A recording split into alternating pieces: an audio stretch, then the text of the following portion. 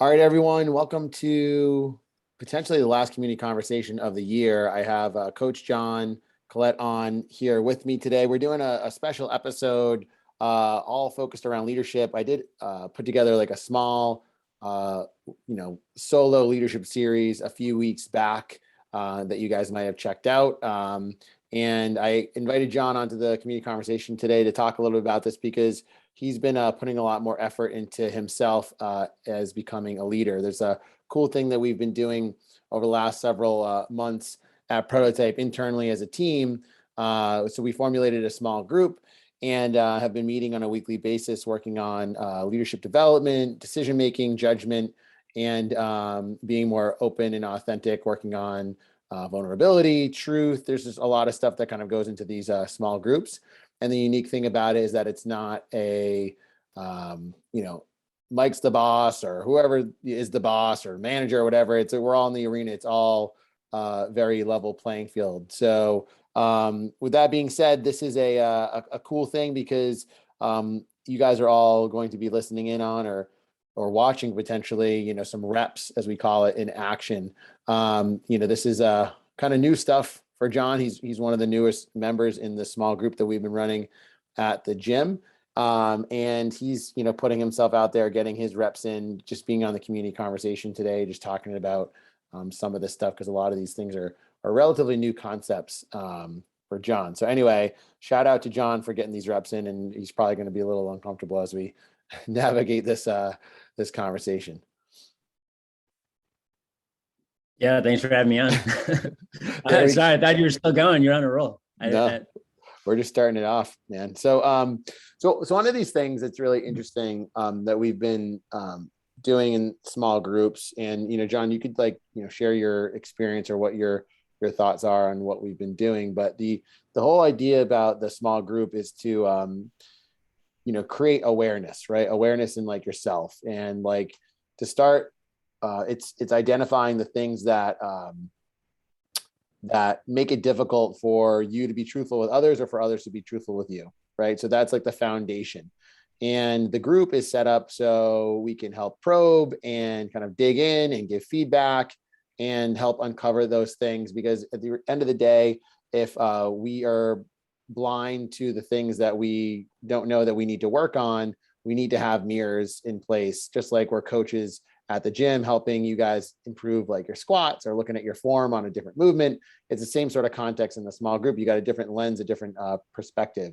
And there's also other challenges with that too, is our own egos and the challenges that come up with just being able to receive critical feedback or look at something from a different perspective. But Jon, why don't you just kind of talk about your experience in the small groups that we've been running? We call it Prototype Leadership Arena, and just kind of share what we've been doing a little bit and kind of, with the folks who are listening on the conversation today.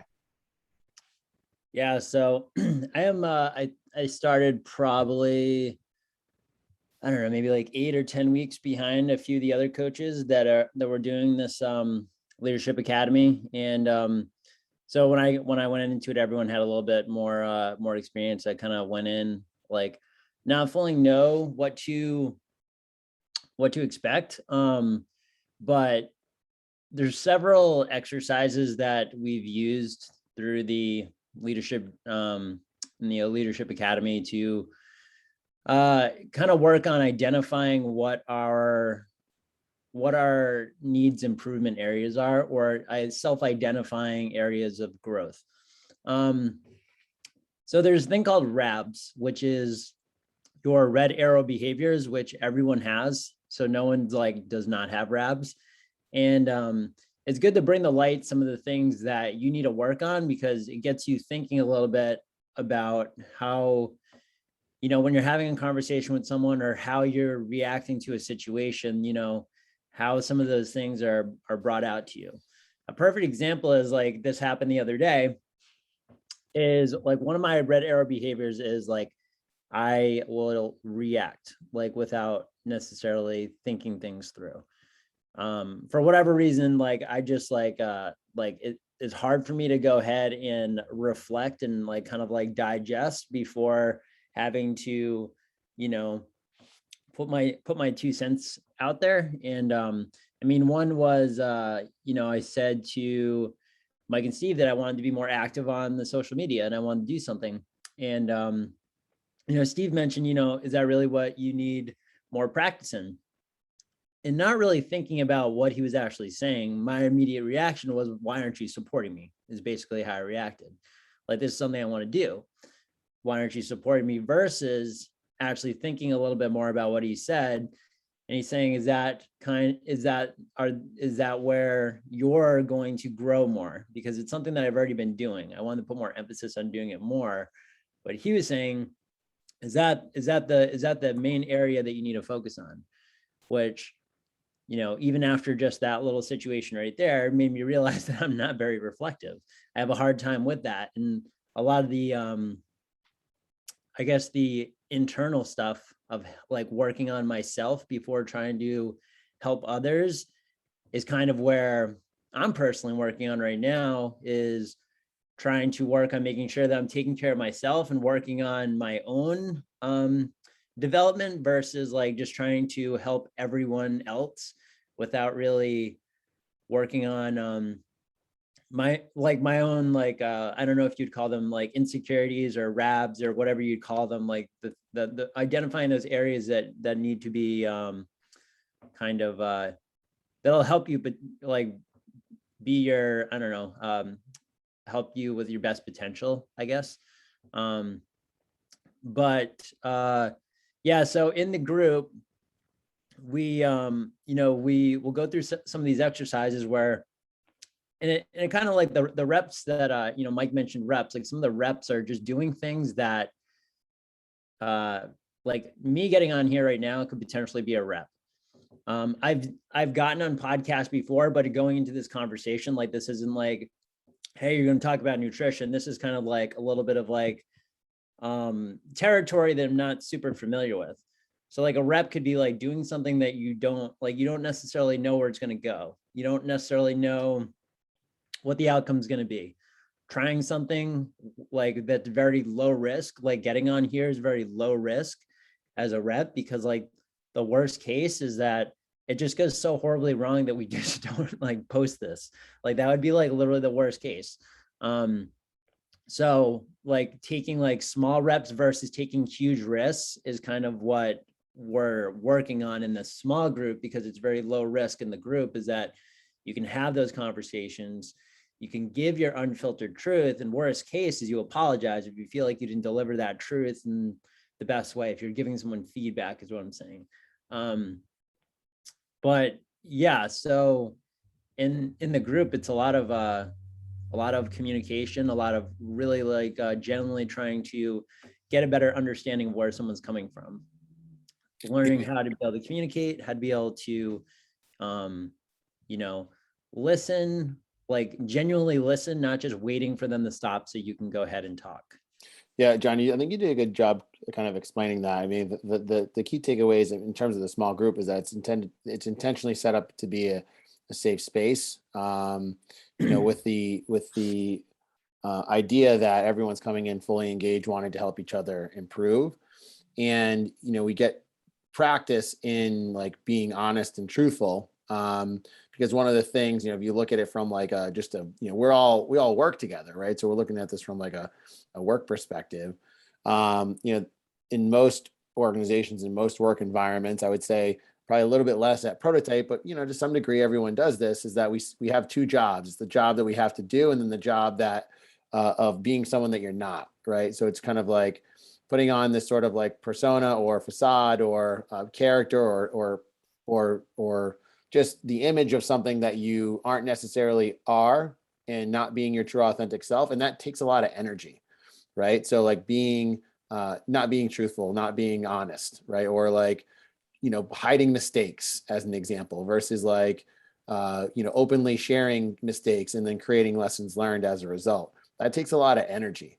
And if we're spending energy like trying to do something or be someone that we aren't necessarily, that's also going to impact our ability to do like our real job, right? Do the work, which is like helping others at Prototype. So it's been a really interesting experience, and it's a work in progress, I would say too, because this stuff is not easy, number one.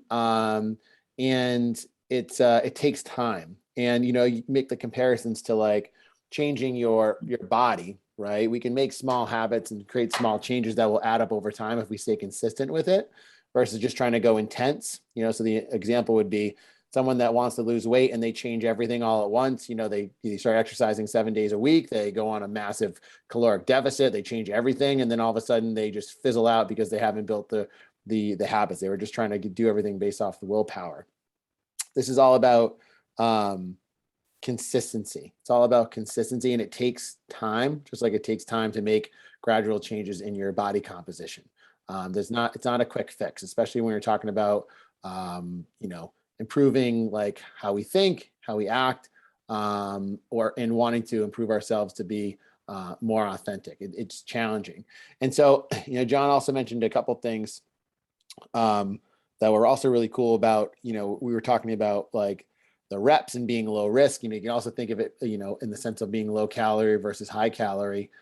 And with the group, having an environment, or having a group set up where it's like it's trusted, safe environment like we have, you can take risk and you can practice things that you wouldn't normally practice. So we call it like unfiltered communication. So being able to have a difficult conversation as an example, or give critical or difficult feedback.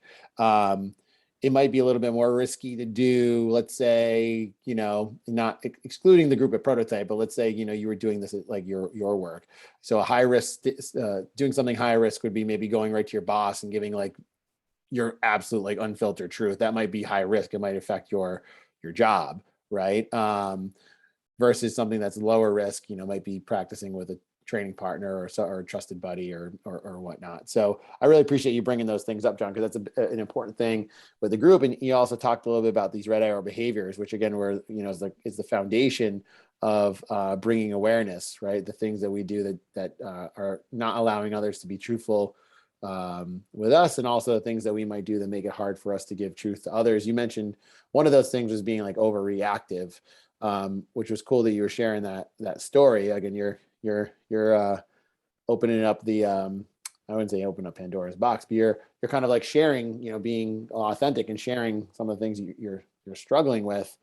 And we've been talking a lot about the idea of like, being reflective, being thoughtful, and how, with time, right, that speeds up and you can improve your speed and accuracy with being thoughtful. It doesn't mean that like it's going to take forever to think on things, but the more we do it, the more consistent that we are with it, the better that we're going to be doing that over time.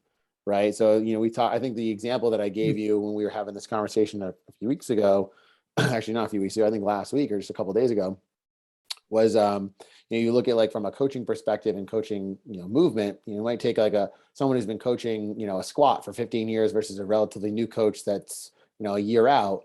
Diagnosing someone's squat, the 15-year coach may be able to diagnose the problems of mechanics like this because they've seen it so many times, they put in a lot of reps, versus the coach that's a year in might take a little bit longer to diagnose that problem. They might come to the same resolution, they might come to the same like fix, but it's probably going to take the person that's been doing it for 15 years a little bit quicker to do that because they've put in so much time and so much reps. But another thing we've been talking a little bit about, Jon, which I think is interesting to talk about on this, is like the idea of like coachability. I don't know what your thoughts are on that, but it comes up a lot when you're trying to help people, not just working on themselves, but also like in the gym, right? Like there's this whole idea of like coachability and why that's such a critical component of like someone being able to level up, or like we call it like upgrading their potential. I mean, I don't know what your thoughts are on that. I'd love for you to kind of weigh in on that. I mean, there's also like so many ways to like identify like coachability.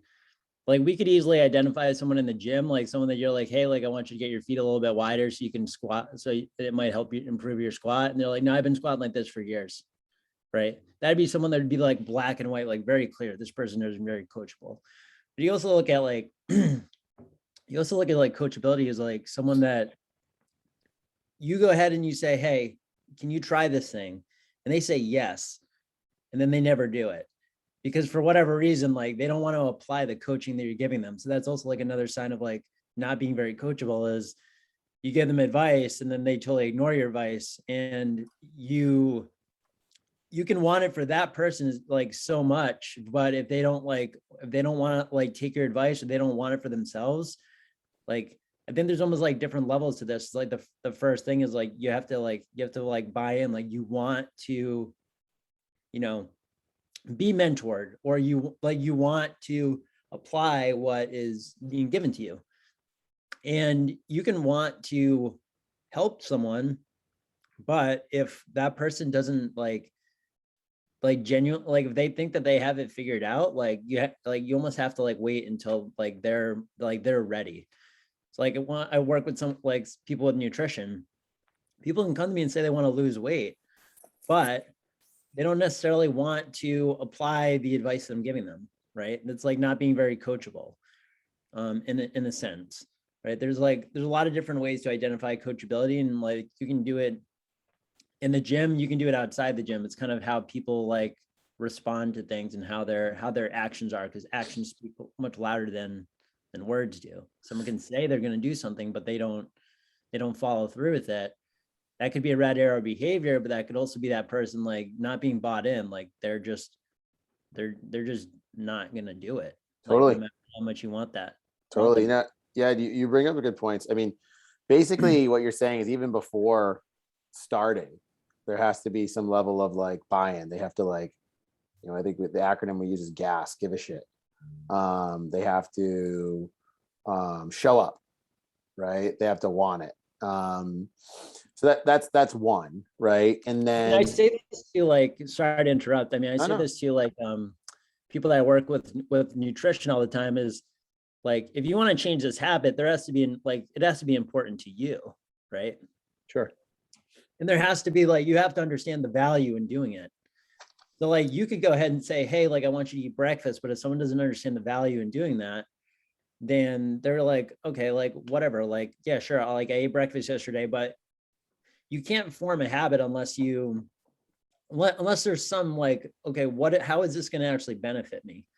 Like, and it's fun. It's interesting because you're jumping to habits before like the foundation set, right? So like, you know, I think the buy-in has to happen before the habit can even be applied. And what I'm saying is that if someone's not bought into what you're saying, totally, yeah, they're not going to apply that into creating new totally habits. Yeah, totally. And I think I do think there's something in between that too. When you mentioned coachability, yeah, I think coachability is a balance between confidence and humility.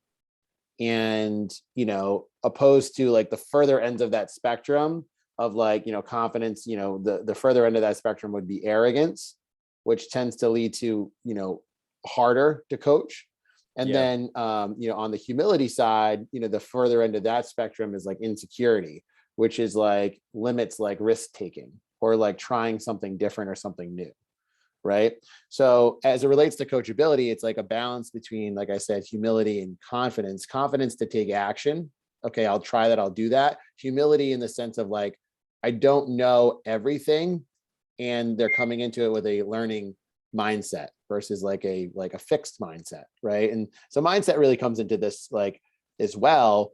But, you know, if we talking about like the, you know, truth and like, you know, how you make it difficult for others to be honest with you is, you know, you mentioned it too, is like actions speak louder than words, right? We go off of by what people say, but you know, it's reflective in like the action that they take and what they're going to do in their follow through. And it's interesting because like we see it all the time in different areas, and you can pick up on things really, really, even subtle, like nuanced things, you can pick up on it as it relates to like, you know, how coachable someone is. I mean, just giving a shout out, I'll throw some shout outs out there to some of the more coachable people that I see, like at Prototype. I don't know if Emily's listening to this, but Emily Oberly is like probably one of the most coachable people that I've worked with. And I would make an assumption that it's probably reflected in her work environment too.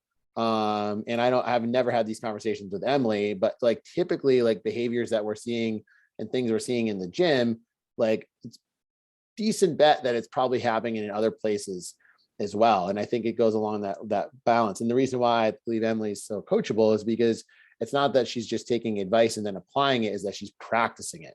And she's putting in like the reps even after the fact of getting coaching. It's just like the idea of double unders, right? If you want to get better at double unders, you do double unders.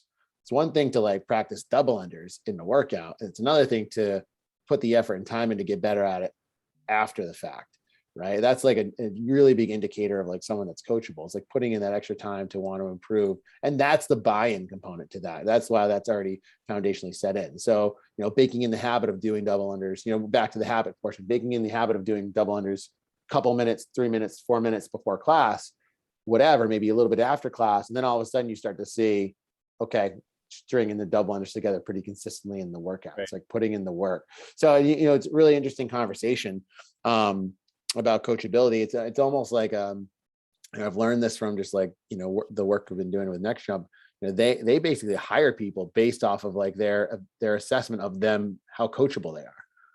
Just almost purely coachability. Not saying that like education and experience doesn't have something to do with it, but like coachability is an incredible factor in like what they look at for like bringing people onto their team. And I found that fascinating because the more coachable someone is, the greater their capacity is, and the less coachable they are, the harder it's going to be.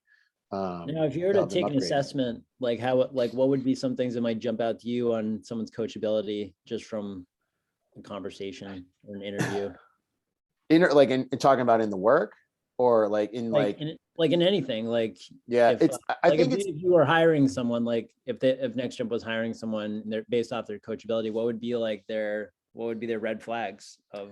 I don't know necessarily what their red flags would be. I think like, cause I've never like done like work with them in terms of like hiring. I've only like from what I've heard.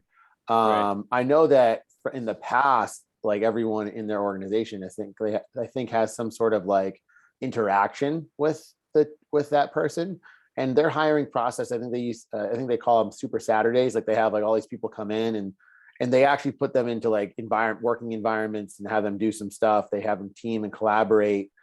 They give feedback. They see like how people can adjust real time.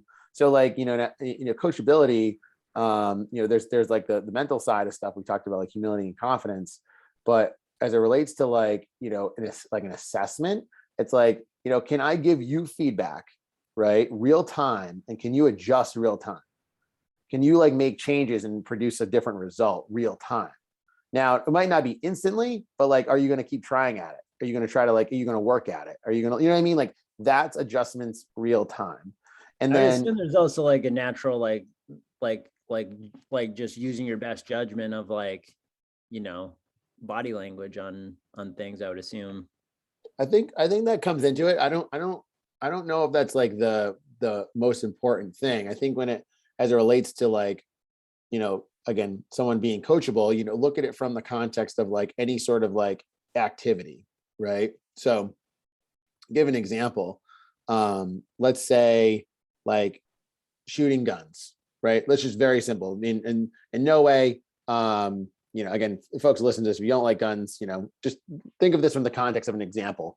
But the end of the day, like someone that's never shot a gun before, right? You have to have like the confidence to be able to go up and like actually shoot the gun, right? One. Number two, it's like there's a foundation of, okay, here's the setup, here are the mechanics, here's how to like reload, unload, all that sort of stuff, how to line up your targets. There's a lot of like preliminary things. So can they start to, check those boxes? Now, if they don't check the boxes, can you give feedback and can they make adjustments real time? Or do they continue to do the same thing over and over and make the same repeated error? Right? Do they stop trying? Do they stop like trying to like get things right? There's like things you can start to notice in terms of like coachability. Now that's like a physical like thing. Some people like, there's obviously other components to that, but you also can apply that into like tasks or like, activities or teaming collaboration things that you can see in like a work environment. They're like, can people make adjustments? Do they have, or is it just repeated errors, doing the same thing over and over again, expecting some sort of different result? Like, are they open to doing things differently? Are they open to like the different ideas, or are they like fixed in the way that they're doing things? I mean, it's pretty easy to assess someone's like coachability. Now, the reality is are they aware of it or not? is what it comes down to. And are they humble enough to understand that they may struggle with that, and are they working on being better at it? And that's like a lot. That's why a lot of this stuff is foundational that we talked about before, right? Buying in, creating awareness, that sort of thing. Not jumping to, okay, well, let's just focus on like the habits. Let's focus, right away. There has to be preliminary things that kind of get set up. And you see it kind of across different like modalities, different domains, like whether it's work, home, working out, like different activities. Like it shows up a lot, and it's really interesting. And that's a lot of stuff we've been like focusing on. So I get excited talking about it. And trust me, I don't know every single detail and everything about this sort of stuff, but it's just from my personal experience. Obviously owning a business for 10 plus years and working with a bunch of people and putting time into improving on myself. You start to pick up on some of these things, but I don't know if that answers like your question, John. No, yeah. No, it does. Yeah. Yeah. But yeah, I mean, like the coachability stuff is like interesting. We've been talking a little bit more about that. I mean, we could probably talk a lot about, we could talk on this stuff for like probably hours. I mean, I know I can, but there's something interesting that I've been noticing you doing in class, John, which is like this hardest worker thing. And I think it's pretty cool. And I don't know, like if everyone knows like what's like the intention behind that, or if you've kind of shared like what that is. And I don't think you necessarily had to have, but it's interesting that you're doing that, because I'm looking at like, what's the purpose of that? What's the intention? And like, why are you doing that all of a sudden? Sorry, I'm just gonna close this door because the dog opened it up and the baby's making noise. Sorry. All right, I'm back. All right. Dad life. Yeah. So, yeah, no, I started like kind of like, I mean, I've done it. I've probably done this for, I don't know, almost 2 weeks now. Where at the end of class, I would ask everyone who they thought worked the hardest. And then I realized that people don't pay attention in class unless they're doing a partner workout. They're just like, they're in their own zone. So I said, all right, maybe that doesn't, maybe in the essence of this workout, like, maybe that won't apply, but I think that could apply very well, as if there was a common theme that this person is a very hard worker, that it's almost like, it's like, I can't want you to work harder, but you might want to work harder because you might want to earn something. It might become important to you. It's a motivation tool. So I go ahead and I tell the class who I think worked the hardest, and I say why. So I think this person worked the hardest for X, Y, and Z. And there's no limit on whether or not you win that one time, and not everyone in class is going to win it. It might take some people 3 months before they win it, but no participation trophies is basically my philosophy. And this is, if you work hard, I'm going to recognize it. I'm going to announce that you're a hard worker for whatever reason. Now, I'm not singling someone out and saying that they're not, like, this person is not a hard worker. That would be super high risk. This is very low risk in seeing how this impacts the group as a whole. Plus, I've also noticed that since I've started doing the past 2 weeks, everyone's hustling in class. Like everyone seems to be like sticking up their gear. When I come over to their rower and I say, hey, I want you to try to go ahead, and I want you to try to like row at this pace instead of where you're rowing right now. That's coachability, identifying it. Being able to kind of see like where, if someone is like just kind of like gonna ignore me, be like, okay, like that's a note. Like I can take that note. Or they don't think that they can go ahead and try harder, but I wonder if they don't realize it. And I wonder if like there's some like external motivation of like, I want to earn the hardest worker today. Like I'm coming into this workout and I'm going to earn that. And it's just something I wanted to try. I just wanted to see if it would have any type of impact, right? And I think it's a good feeling too when you earn something versus like everyone, you guys all work so hard today. I'm going to single you out for being the hardest worker. Yeah. No, I think it's cool. I think you're sharing kind of like your approach to it. I think it's really cool. I think it's interesting. You said people working hard, like people working harder as a result in class, do people want to earn, that title of the hardest worker in the class? And, we talked about consistency and like intensity, the intensity side there would be, it's a one-time thing. I want to win hardest worker today. I'm just going to work hard for this one workout. The consistency behind it is, are you working hard every time you're in the gym? And how does that translate outside of the gym as well? So instead of being like the hardest worker that day, you become a hard worker, right? Yeah. So I think it's also not about being the fastest either. Like Sure. That's like what Totally.